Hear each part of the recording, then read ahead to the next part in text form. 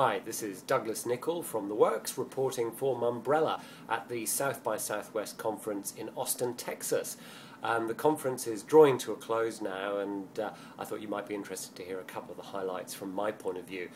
For those of you who are not familiar with the conference, it's about 7,000 people who get together to talk about stuff like emerging technology, digital marketing, social media, but in addition there's a film festival, there's a music festival, so it's a really interesting mashup of different types of people, and it makes for a pretty intense few days but really great fun. And I've seen some great speakers.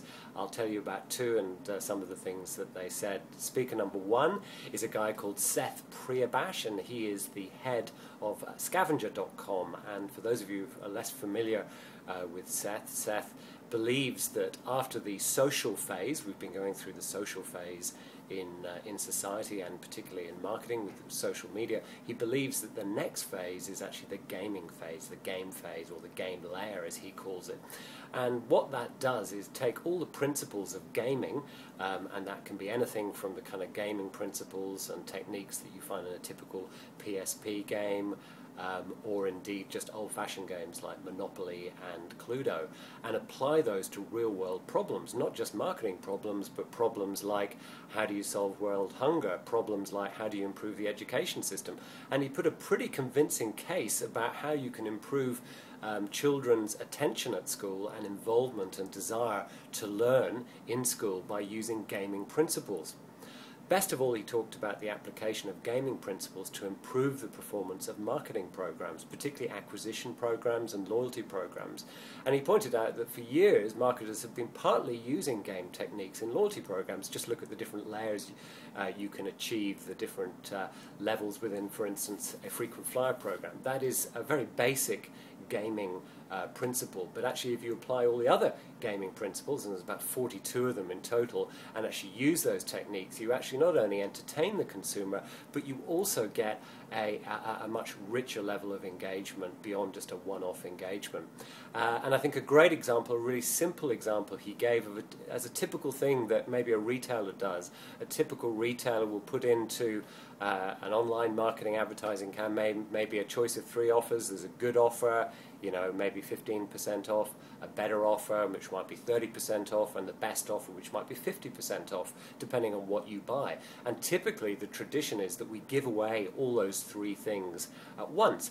And what they're doing is actually testing their platform and actually working with some very big brand names to actually show that if you apply gaming principles to those 3 offers, you actually get a much better participation. And what that means is that you get access to that first layer for free, but then you have to undertake games and tasks in order to unlock the better and the best offer.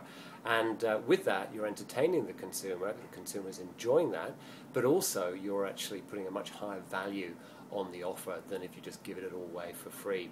Now that's a very simple application of it, but it is actually quite exciting and quite a convincing argument from this guy Seth. So watch out for the game layer and watch out for some of those principles that we can apply to the world of marketing. The second guy that was talking also actually uses gaming principles in his business, and he's a guy called Dennis Crowley. And Dennis is the founder and CEO of Foursquare. Foursquare, as probably you know, is a geolocation service, a service that allows you to play a game when you check in and actually to a particular venue, a restaurant or a bar, and the more times you do that, you have the opportunity to become the mayor of that venue. And that's a really interesting business, very successful business. I think they've got 7.5 million members of this, and in the US, a typical member checks in 3 times a day to different venues and places that they go to. And he was actually very keen to actually say that they're not just a game-based business, they're actually something far more strategic than that. They're actually a business that is about data and information, and actually the 3rd level release of their platform that's just happened, Foursquare 3.0, actually is much more about using the data that you and your friends gather about restaurants and venues, and the application of that data. He doesn't believe that we should be pushing offers willy-nilly to consumers, so if a random consumer walks past a restaurant, he doesn't believe in just firing off an offer to them. what he believes is using the data in a really personal, really interesting way. And that data comes from your particular social networks. So, for example, if a friend of yours has been to a restaurant and they've liked that restaurant and they've actually written some reviews about it, you have the opportunity as you're walking past to be alerted to the fact that your friend's been to this restaurant, and maybe it would be worth you visiting as well, and then offer some sort of price discount or added value. And he said that it's that use of data, very clever use of that network data, that is the future of their business.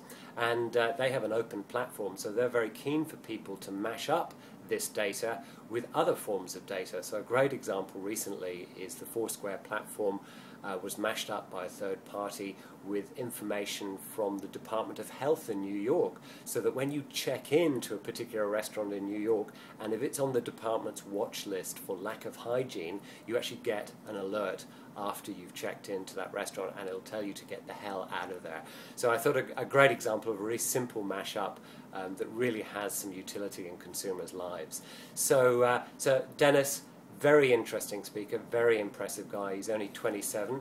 And the other thing he talked about is the fact that they're going to harmonize a lot of the data that's out there around restaurant reviews. So if you look at all the different platforms, all the different people who are doing restaurant reviews, they are looking at harmonizing all of that information in through Foursquare, so that you have the opportunity to look at what everyone's view of a restaurant is and the information around that restaurant. So their vision is very much not necessarily just being about fun and gaming and checking in and that sort of more shallow level of stuff, but actually using the data that's generated with you and your network to get better results for marketers. So some really interesting stuff. It's been a great conference, and hopefully you found these snippets useful. This is Douglas Nicol from The Works, reporting for Mumbrella. See ya.